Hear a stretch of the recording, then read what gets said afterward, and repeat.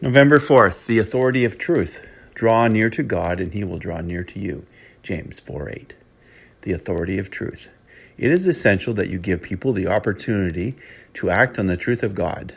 The responsibility must be left with the individual. You cannot act for him. It must be his own deliberate act, but the evangelical message should always lead him to action. Refusing to act leaves a person paralyzed, exactly where he was previously. But once he acts, he is never the same.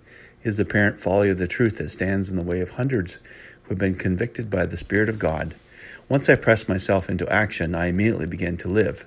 Anything less is merely existing.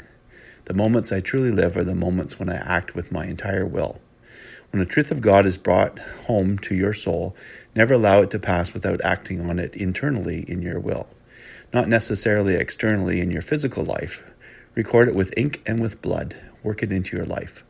The weakest saint who transacts business with Jesus Christ is liberated the second he acts, and God's almighty power is available on his behalf.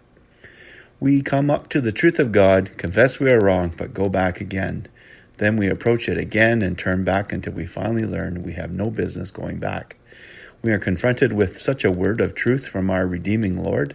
We must move directly to transact business with him. Come to me, Matthew 11:28. His word, come, means to act, yet the last thing we want to do is come. But everyone who comes knows that at that very moment the supernatural power of the life of God invades him.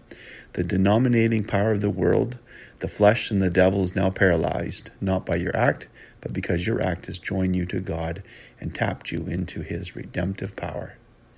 The Authority of Truth by Oswald Chambers. My utmost for his highest.